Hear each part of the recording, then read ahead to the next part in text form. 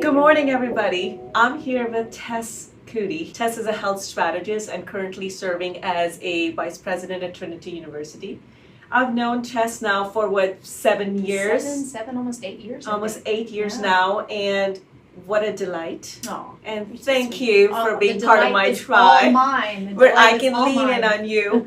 And ever since I've known you, Tess, you have struck me as a person who is diehard passionate about your vision, to innovate, to really tap into and promote the creativity we all have within us.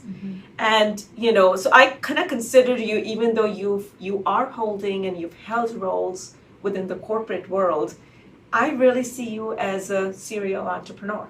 Oh, well, thank you. Always coming up with ideas and having the passion and the fervor, but then also leveraging the structure to take those ideas and grow them and scale them.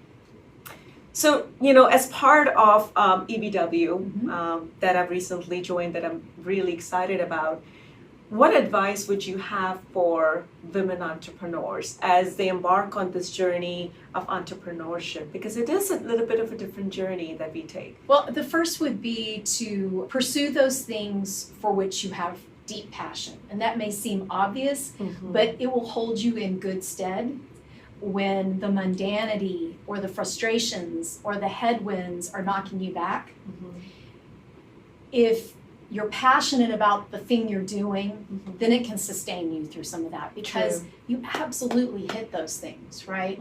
And people will tell you, well, that's not a good idea, or well, why don't you just kind of do that, but do that with these people over here, and I think as women, we get told a lot more, well, maybe you should join up, right? You should join up with these other people.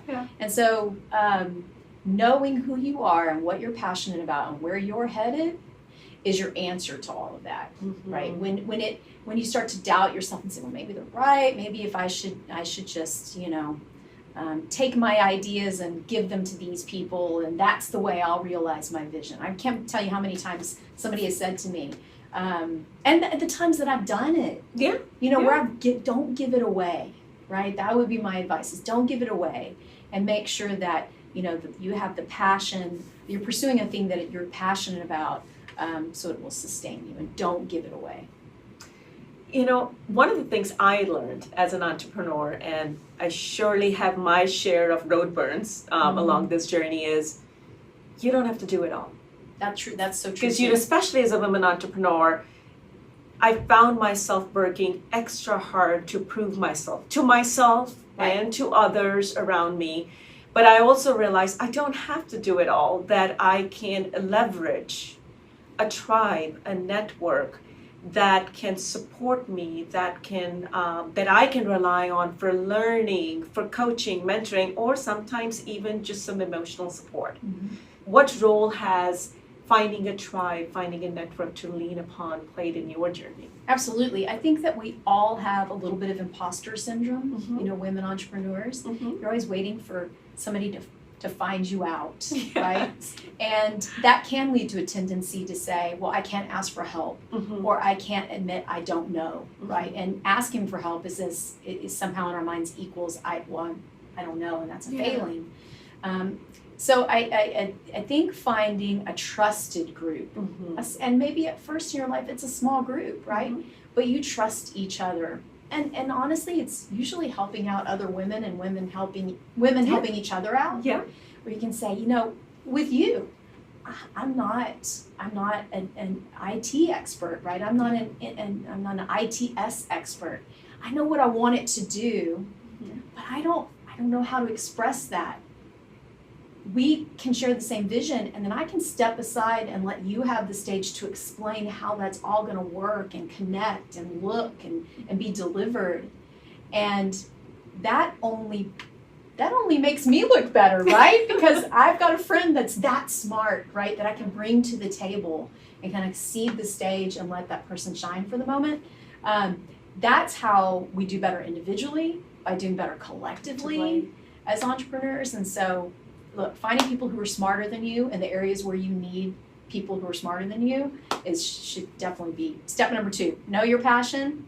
The way you don't have to give it away is by finding other people who fill in your gaps. Then let me dive a little bit more on don't give it away. Yeah. And again, I reflect upon my journey. Knowing your value, holding your space, owning that space, and then standing up for this is what I deserve.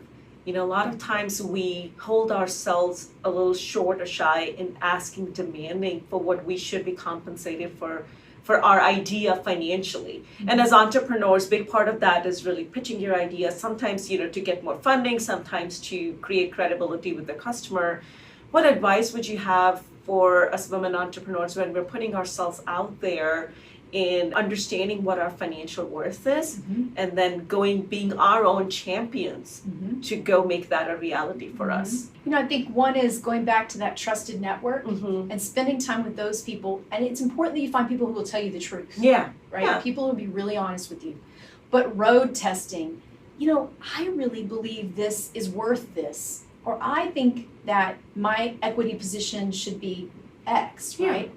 Finding people in your network that you can road test, and that might either talk you up out of your imposter syndrome where you're preparing to settle for less, or back you down a little to a more realistic position. Yeah, it is good, right? But my general experience is that you go in and you shoot high and you wait for it. You wait. You get back to the place where you need it. Don't give it away. And I've done that so many times where I think we do this as women entrepreneurs where we're particularly socially conscious entrepreneurs. Yeah. Look, as long as the good thing that I want to see happen on the other side of this happens, that's what really matters to me. It may not really be about the money. It was more about the thing happening.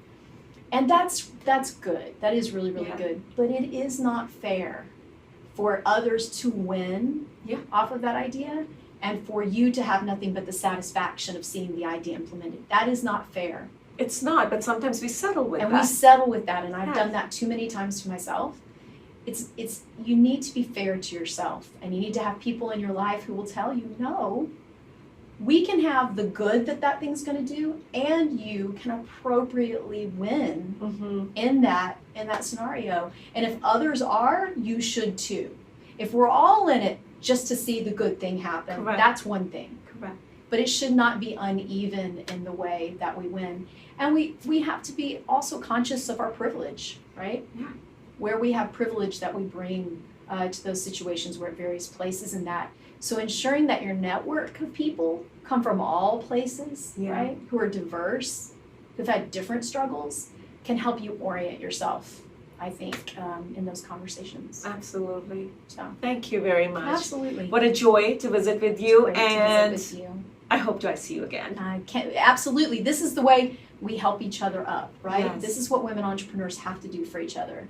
We have to give each other a hand up and a hand across. Absolutely. Because look, nobody else is going to do it. No, right? No. That's why we need to just kind of stick it out for each other. Stick it out for each other. Thank you, Tess.